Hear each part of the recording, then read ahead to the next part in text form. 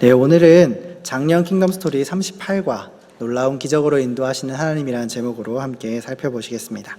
책을 가지고 계신 분은 129쪽을 봐주시면 감사하겠습니다. 네, PPT를 보면서 함께 공부하겠습니다. 네, 지난주 말씀을 한번 복습해보면 좋겠는데요. 네, 지난주는 왕이신 하나님께서 믿는 백성에게 승리의 확신을 주신다라는 그 내용으로 함께 했었습니다. 하나님께서는 이방 여인 라합을 통해서 이스라엘의 두 정탐꾼에게 그리고 이스라엘 백성들에게 전쟁의 승리를 확신시켜 주셨습니다. 이전에도 이미 하나님께서는 승리를 약속하셨습니다. 그리고 그 땅을 약속해 주셨습니다. 이방인으로부터 듣는 하나님께서 승리를 약속하신 것에 대한 이야기는 그 전에 들었던 약속과는 또 다른 느낌으로 그들에게 받아들여졌을 것입니다. 더 확실하다고 또 느꼈을 것입니다. 하나님께서는 이렇게 여러 방법을 통해서 이스라엘에게 약속에 대한 확신을 주셨습니다.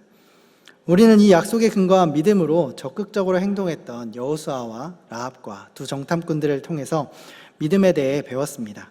믿음은 희망 섞인 망상이나 낙천적인 생각이 아니라 내 생각이 아니라 하나님께서 약속하신 것에 근거한 이유 있는 확신입니다.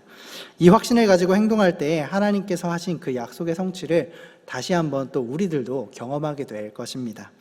오늘 본문은 여호수아 3장 7절부터 13절의 내용이지만 저희가 함께 읽은 본문 그 전체적인 내용은 오늘 배울 내용은 3장과 4장 전체를 함께 살펴보려고 합니다. 이 부분의 내용은 이스라엘의 광야 이후에 모세가 죽고 가나안 땅으로 들어가기 전에 요단 동편에서 있었던 이야기입니다. 요단강 앞에서 내용과 또 하나님께서 역사하심으로 요단을 건넌 후의 이야기를 함께 기록하고 있습니다. 오늘 배울 내용의 핵심은 이렇습니다. 왕이신 하나님께서 놀라운 기적으로 백성을 인도하신다. 사람은 자존감이 떨어지게 되면 자신이 가장 뛰어났던 때를 생각하게 될 것입니다. 그러면서 내가 그때는 잘했었는데 그때는 내가 이랬지 라고 하면서 자신의 자존감을 높이게 될 것입니다. 그리고 과거의 영광을 떠올리게 될 것입니다. 그러면 자신은 기분이 좋아질 것입니다. 그리고 내가 뭔가 할 수 있겠다라고 하는 생각도 하게 될 것이죠. 신앙의 길에서도 우리는 비슷한 생각을 할 수 있습니다. 맞아. 하나님께서 나에게 이런 일도 해주셨었지. 그리고 하나님께서 내가 어려울 때 이렇게 도우셨었지. 라고 하면서 승리의 기억들, 그리고 하나님께서 우리에게 역사하셨던 기억들을, 그 일들을 떠올리게 됩니다. 그리고 그 일들을 떠올릴 때 다시 힘을 얻습니다. 그리고 하나님께서 우리와 함께 하신다는 것을 확신하면서 또다시 인생의 여정들을 걸어나가게 됩니다. 그런데 참 아쉽게도 우리가 시간이 지나면 또 다음 어려움이 찾아오게 되면 이전의 어려움을 극복하게 하셨던 하나님을 잠시 잊어버리기도 합니다. 그리고 그 문제만 보게 될 수도 있습니다. 오늘 등장인물 중에 하나인 이스라엘 백성들은 출애굽 2세대들입니다. 홍해를 건넌 것은 그들은 이야기로만 들었지 실제로 그들이 경험했던 일은 아니었습니다. 실제로 건넜던 사람들의 대부분은 죽었습니다. 그리고 살아있던 사람들도 당시에 20살이 안 됐던 사람들로 어렸을 때 기억으로만 남아있던 하나의 사건 정도로 생각할 수도 있었을 것입니다. 40년이 지난 지금 하나님의 능력으로 선대가 육지처럼 걸었던 그 홍해는 이제 너무 먼 이야기가 되어버린 것이죠. 그리고 눈앞에 있는 요단강이 너무 커 보였을 것입니다. 지금 이스라엘이 보는 요단강은 강 상류에 있는 헐몬산에 눈이 녹아서 요단강의 봄 홍수가 위력을 떨치고 있는 3월과 4월의 요단강입니다. 이해를 돕기 위해서 그림을 함께 같이 보시면 위에 있는 사진이 그 원래 요단강입니다. 범람하기 전에 요단강은 강폭도 좁고 강 깊이도 그렇게 깊지 않은 그냥 걸어갈 수 있는 정도의 강이었습니다. 1m이기 때문에 웬만한 어린아이들도 걸어갈 수 있는, 한 청소년 정도만 된다면 어느 정도는 다 건너갈 수 있는 길이입니다. 그리고 30m밖에 안 되기 때문에 조금만 걸으면 바로 건너갈 수 있는 길이 될 것입니다. 그런데 오늘 본문에서 있던 이 시기, 범람하는 시기에는 밑에와 같습니다. 밑에 있는 사진을 보시면 강폭은 1.6km로 굉장히 넓습니다. 그리고 강 깊이도 3m에서 4m까지 깊어지게 됩니다. 웬만한 사람뿐만 아니라 모든 사람이 진짜 못 건너게 되는 굉장히 깊은, 그리고 물살이 강한 요단강이 되어버리는 거죠.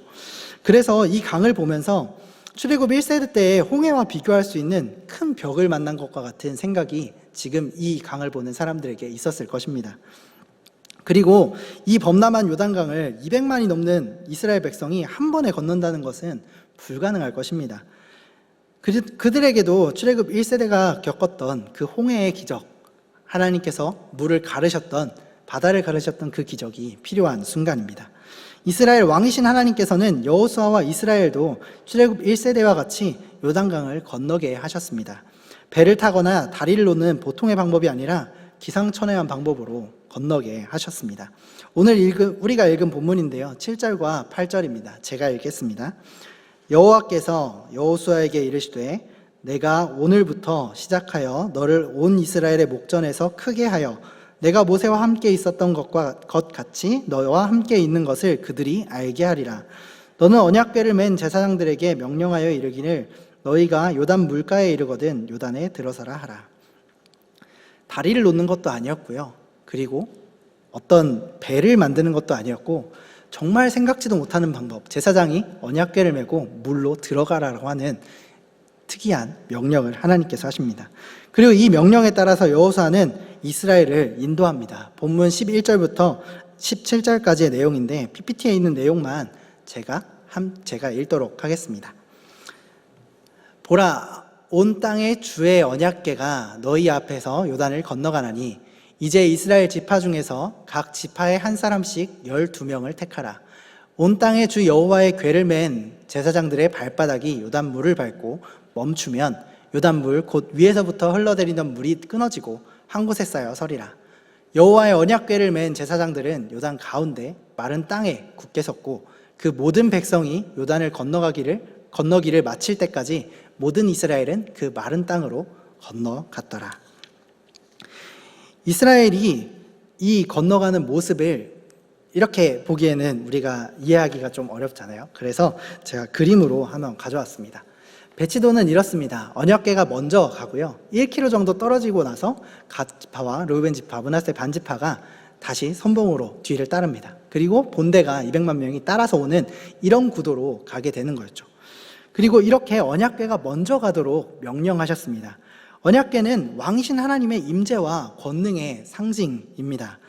언약궤가 앞서서 요단강에 들어간 것은 하나님께서 이스라엘보다 앞서서 앞서서 가시는 것을 보여주고 있습니다. 언약궤를 맨 제사장들이 요단강 물에 발을 담그자 위에서부터 내리던 그 물이 끊어졌다라고 이야기합니다. 그리고 어디서 끊어졌는지 그 정확한 지명을 이야기해 주는데 본문 3장 16절입니다. 곧 위에서부터 흘러다니던 물이 그쳐서 사르단에 가까운 매우 멀리 있는 아담 성읍 변두리에 일어나 한 곳에 쌓이고 아라바의 바다 여매로 향하여 흘러가는 물은 온전히 끊어지매 백성이 여리고 앞으로 바로 건널세. 네, 지명을 따라 지도를 보시면 위에 아담이라고 써 있는 부분이 이제 아담 성읍이고요, 밑에 있는 여리고가 이제 이쪽에 왼쪽에 있고 오른쪽에 이스라엘이 있습니다. 저 요단강이 지금 저렇게 보이는 요단강이 아마 평시 때라고 생각을 한다면 저거보다 더 넓어진 요단강을 이스라엘이 건너갔을 것입니다. 저 오른쪽에서 왼쪽으로 여리고로 직행해서 가는 길을 하나님께서 만드시는데 저 멀리 있는 아담 성읍에서 물을 막아서 서게 하셨습니다. 벽처럼 서게 하시고 물이 흘러내리지 않게 하시니 밑에 있는 강들이 다 마르게 되겠죠. 그렇게 해서 마른 땅을 이스라엘이 건너게 된 것입니다. 저 사진에서 보는 것과 같이 말이죠. 그리고 여기에서 주목해야 할 것은 언약궤입니다. 이 언약궤가 이 사진에서 보시는 것과 같이 강 중앙에서 서 있게 됩니다. 들어가서 가만히 그 입구에 있는 게 아니라 중앙에 서서 있으면서 모든 이스라엘 백성이 지나가기까지 저기에 계속해서 서 있었습니다. 하나님께서 이 기적을 주도하시고 또 이스라엘을 안전하게 보호하시는 것을 언약궤를 통해서 알 수 있습니다. 그리고 하나님께서 저 자리에 함께 계셨다는 것을 하나님께서 또 보여주시는 것입니다. 그 크신 능력으로 부모 세대가 경험했던 그 홍해의 기적을 이 2세대도 똑같이 경험을 하게 하셨습니다. 왕이신 하나님께서는 이 기적을 통해서 하나님께서 어떤 분이신지에 대해서 드러내 주십니다. 하나님은 살아계신 하나님이십니다. 나무나 철로 만들어진, 금으로 만들어진 그 우상과 같이 죽은 것처럼 되어 있는, 말조차 할 수 없고 움직일 수도 없는 그런 우상과는 다르다는 것을 보여주십니다. 그리고 이 살아계셔서 역사하시는 하나님께서 백성에게 주신 그 약속을 기억하시고 성취하시는 신실하신 하나님이시다라는 것을 보여주는 사건입니다. 그 첫 시작으로 요단강을 건너게 하신 것입니다. 또 온 땅의 주인으로 권능이 많으신 우리의 왕이십니다. 자연이 인간을 컨트롤하지, 우리가 자연이 폭주할 때 그 폭주하는 자연에 대해서 정말 힘없이 당하는 인간인데도 불구하고 하나님께서는 그 자연까지도 다스리시는 창조주 하나님이셨습니다. 그래서 그 위대한 권능을 이스라엘에게 보여주셨습니다. 그들은 아무것도 한 것이 없는데 하나님께서는 처음부터 끝까지 기적적인 은혜를 베풀어 주시고 또 약속을 신실하게 지켜주시는 하나님의 모습을 보게 됩니다. 교재에 나와 있는 문제를 함께 보도록 하겠습니다. 1-1번 문제입니다. 요단강을 건넌 사건이 왜 놀라운 기적일까요? 그리고 놀라운 기적을 통해서 알게 되는 하나님은 어떤 분이십니까? 라고 합니다. 요단강을 건너는 시기는 아까 살펴본 대로, 아까 사진에서 보신 대로 강폭이 1.6km, 그리고 깊이가 3에서 4m 정도 되는 못 건너는 강이었습니다. 그 못 건너는 강을 일반적인 방법이 아니라 언약궤가 앞서가는 방법으로, 정말 하나님께서 기상천외한 방법으로 그 기적을 베풀어 주셨습니다. 그래서 이 기적을 통해서 우리는 하나님께서 살아계심과 권능이 많으신 분이심을 깨닫고 또 우리 하나님에 대한 믿음이 확실하게 될 것입니다. 또 1-2번 문제를 함께 보도록 하겠습니다. 요단강을 건널 때 백성의 마음은 어땠을까요? 그리고 언약궤를 메고 강 한가운데에 서 있던 그 제사장들, 그들은 어떤 생각을 가지고 있었을까요? 백성들이 강을 흐를까 걱정스러우면서도 또 신기했을 것입니다. 이게 좀 전까지만 해도 강이었는데, 엄청 깊고 넓은 강이었는데 그걸 땅처럼 그냥 마른 땅으로 걸어갔다고 생각을 해보십시오. 언제 내려올지 모르는 그 물에 대해서 또 불안함이 있었을 것입니다. 그리고 또 이렇게 걷는 것 자체가 신기했을 것입니다. 그리고 그 놀라움이 조금 가라앉을 때는 우리의 선대들, 출애굽 1세대들이 겪었던 이 홍해가 갈라졌던 그 기적이 우리에게도 있구나라고 하면서 정말 감사하다 하면서 하나님의 영광을 또 찬양했을 것입니다. 제사장도 처음에는 두려웠을 것입니다. 이 범람기에 물도 불었고 또 물살이 강했었을 것입니다. 하지만 하나님의 말씀을 따라 주신 역할을 충실히 감당하고자 노력하며 말씀을 믿고 발을 담갔을 것입니다. 그리고 발을 담갔을 때 하나님께서는 신실하게, 그 말씀에 신실하게 물을 막아주심으로 또 하나님의 권능을 보여주셨습니다. 그런데 이 엄청난 일이 있기 위해서는 이스라엘이 준비할 것이 있었습니다. 다음 2번인데요. 너희는 성결하라 라고 하는 내용입니다. 이 준비할 것이 바로 여호수아 3장 5절입니다. 제가 읽겠습니다. 여호수아가 또 백성에게 이르되 너희는 자신을 성결하게 하라. 여호와께서 내일 너희 가운데 기이한 일을 행하시리라. 여러분, 앞서 살펴봤던 것과 같이 요단강을 건널 때 가장 중요한 것은 언약궤라고 했었죠. 언약궤는 하나님의 임재와 권능을 상징한다고 했습니다. 하나님께서 임재하시는 때는 하나님께서 예배를 받으실 때 가장 일반적으로 임재하셨습니다. 그래서 하나님께 예배하는 제사장은 하나님을 만나기 전에 자신을 성결하게 해야 했습니다. 안 그러면 거룩하신 하나님 앞에 죄 있는 인간은 죽게 되기 때문이었죠. 다시 말하면 하나님께서는 예배를 받으실 때와 마찬가지로 이스라엘은 요단강을 건널 때 하나님께서 임재하시는 그 순간이기 때문에 자신을 성결하게 해야 했습니다. 거룩해야 했습니다. 출애굽 2세대인 지금 이스라엘 백성에게 있어서 요단강을 건너는 것은 단순하게 그냥 기적이다, 정말 놀라운 일이다 정도의 일이 아니었습니다. 하나님을 예배하는 하나의 형태의 사건이었습니다. 그러면 이스라엘은 어떻게 성결해졌을까요? 어떻게 거룩해졌을까요? 여기서 거룩함은 소극적인 의미로는 이스라엘이 자신을 부정하게 만드는, 자신을 더럽게 만드는 그 모든 죄에서 떠나는 것입니다. 그리고 그 모든 행동을 안 하는 것입니다. 더 적극적으로는 하나님의 임재와 하나님의 일하심이 그들 가운데 머물게 하려는 것입니다.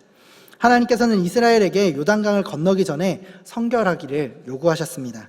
그 이유는 하나님께서 임재하시는 그 장소는 거룩하게 구별되어야 했기 때문입니다. 그래서 그들도 구별되어야 했습니다. 그리고 하나님께서는 성결하게 된 이스라엘을 당신의 권능이 임하는 그 현장, 그 기적의 현장, 예배의 자리로 초청하셨습니다. 하나님께서 기적을 베푸시는 이유는 그 백성을 위한 것이었습니다. 그리고 그 자리에 하나님의 백성도 함께 동참하기를 원하셨습니다. 이런 하나님의 깊은 뜻이 담긴 성결하라는 명령에 순종한 백성들은 하나님의 임재와 기적을 경험하게 될 것입니다. 그리고 그 장소에서 하나님을 예배하는 일에 동참하면서 하나님께서 베푸신 그 큰 은혜를 누리게 될 것입니다. 그러나 성결하라는 명령에 순종하지 않은 백성은 어땠을까요? 이 기적의 현장에서 배제될 것입니다. 하지만 다행스럽게도 당시에 있는 이스라엘 모두가 자신을 성결하게 준비했고 모두가 그 기적과 예배의 현장을, 하나님의 임재의 현장을 경험하고 그 은혜를 함께 누렸습니다. 다음으로 2-1번 문제를 함께 보도록 하겠습니다. 왕이신 하나님께서 요단강을 건너기 전에 명령하신 것은 무엇입니까? 자신을 성결하게 하라, 자신을 거룩하게 하라 라고 하는 말씀은 어떤 의미입니까? 여기에서 하나님께서 모든 백성에게 자신을 성결하게 하라 라고 하신 명령은 하나님을 예배하는 것, 그 준비를 이야기함과 같습니다. 자신을 구별해서 하나님께서 임재할 만한 자리가 될 수 있도록 준비하는 것입니다. 하나님의 예배의 자리에서 하나님께서 임재하시는 것과 같이 기적을 베푸시기 위해서 임재하시는 그 하나님과 함께하기 위해서는 우리가 성결해야 할 것입니다. 그렇기 위해서 하나님께서는 성결하라 라고 하는 말씀을 우리에게 해주셨습니다. 다음으로 2-2번 문제입니다. 우리 교회 예배 현장에서, 내 삶의 현장에서 하나님의 은혜와 놀라운 기적이 일어나고 있습니까? 경험한 은혜가 있다면 나눠봅시다. 그리고 거룩함을 위해 이번 주 동안 애쓸 것을 결단하고 나눠봅시다. 네, 저는 여기에서 생각하는 것은 매일 죄를 짓는 우리가 죄 없으신 하나님 앞에 나와서 예배를 드릴 수 있는 것 자체가 기적이다라고 생각을 합니다. 조금 아까 이야기했던 것처럼 그 죄가 있는 사람은 하나님이 죄 없으신 분이기 때문에 죄 없으신 하나님 앞에 가면 우리는 하나님의 영광 앞에 죽을 수밖에 없는 사람입니다. 그럼에도 불구하고 하나님께서는 우리를 용납하시고 우리가 예배할 수 있게 하시며 하나님을 찬양할 수 있게 하셨습니다. 그리고 예배 시간 중에 우리가 오전 예배 때도 고백하고 우리가 또 사제선언을 통해서 죄를 고백하고 사제선언을 통해 우리의 죄가 깨끗하게 되었음을 공적으로 인정받는, 공인되는 그 시간을 겪음으로 통해서 사죄의 은혜를 또 함께 누리게 되는 것도 기적이라고 생각을 합니다. 그리고 예배 중에 일어나는 모든 은혜와 기적들을 기대하면서 또 앞으로 예배에 그 은혜가 임하도록 또 생각하면서 기대하며 나아가는 우리가 되면 좋겠습니다. 이런 것을 좀 생각할 때 우리가 예배 순서를 좀 더 생각하면서 나갈 수도 있습니다. 그렇게 생각하고 또 우리가 한 주간 살아갈 때 하나님의 말씀을 생각하면서 그 말씀을 지키면서 또 그 말씀을 생각하며 예수님을 사랑하는 마음으로, 하나님을 사랑하는 마음으로 또 살아갈 수 있을 것을 또 결단하면서 나아가면 좋겠습니다. 다음으로 지금까지 요단강의 기적과 그 기적을 경험하기 위해서 준비해야 할 것을 살펴봤다면 이제 그 기적을 경험한 이스라엘은 어떻게 해야 하는지에 대해서 한번 살펴보도록 하겠습니다. 사람은 보통 시간이 지나면 그 이전에 있는 일은 기억하지 못합니다. 안타깝게도 좋았던 일들은 더 기억에서 빠르게 사라지는 것 같습니다. 지난 광야 40년 동안 출애굽 1세대들의 모습과 우리의 모습처럼 말입니다. 그래서 그 무엇보다 이 기적, 하나님께서 임재하셨던 요단의 기적이 잊혀지지 않도록 하는 게 굉장히 중요한 일이었습니다. 여호수아는 여기에 대한 대안으로 기념비를 세워서 영원토록 하나님께서 하신 일을 기억하고 예배하게 했습니다. 본문 4장 6절부터 24절인데 긴 본문이니까 여기 PPT에 있는 내용을 함께 보시면서 제가 읽도록 하겠습니다. 이것이 너희 중에 표징이 되리라. 후일에 너희 자손들이 물어 이르되 이 돌들은 무슨 뜻이냐 하거든 그들에게 이르기를 요단물이 여호와의 언약궤 앞에서 끊어졌나니 곧 언약궤가 요단을 건널 때에 요단물이 끊어졌으므로 이 돌들이 이스라엘 자손에게 영원히 기념이 되리라 하라 하니라. 이는 땅의 모든 백성에게 여호와의 손이 강하신 것을 알게 하며 너희가 너희의 하나님 여호와를 항상 경외하게 하려 하심이라 하라. 여기에서 강조되는 것은 단순히 이스라엘이 요단강을 건넜다, 이 사건에 대해서 이야기하지는 않습니다. 참 이상한 일입니다. 이게 더 굉장한 것이고 또 이 일이 굉장히 크게 정말 큰 기적임에도 불구하고 3장과 4장의 주된 내용은 요단강을 건넌 이야기가 아니라 그 이후에 있는 이야기에 강조점을 두고 있습니다. 돌들을 세워서 기적을 기념하는 일을 훨씬 더 강조하고 있는 것입니다. 왜냐하면 기적이 잊혀지지 않기 위한 장치를 만드는 것입니다. 그 방법으로 두 가지를 사용하였는데요. 먼저 12지파의 대표들이 마른 땅으로 건넜던 그 요단강 바닥에 있던 돌들을 가져와서 제사장이 아직 서 있는 그곳에 돌들을 두고 세워놓는 것입니다. 다음으로 요단강을 건너와서 진치고 유숙하는 곳인 길갈에도 똑같이 12개의 돌로 기념비를 세우는 것입니다. 이렇게 기념비를 세운 이유는 단 한 가지입니다. 바로 기억하고 기념하는 것입니다. 이 일을 경험한 세대와 경험하지 못한 다음 세대가 모두 함께 기억하기 위해서 세운 것입니다. 그래서 다음 세대들이 이 돌들을 보면서 이거 아빠, 엄마 이거 왜 세워놨어요? 이게 왜 여기에 있어요? 라고 물어보면 거기에 대해서 대답할 수 있어야 하는 것입니다. 그때 왕이신 하나님께서 요단강을 마른 땅으로 건너가게 하셨는데 이건 조상들이 홍해를 건넌 것과 똑같은 사건이다. 그리고 이렇게 강하신 하나님을 모든 사람이 알도록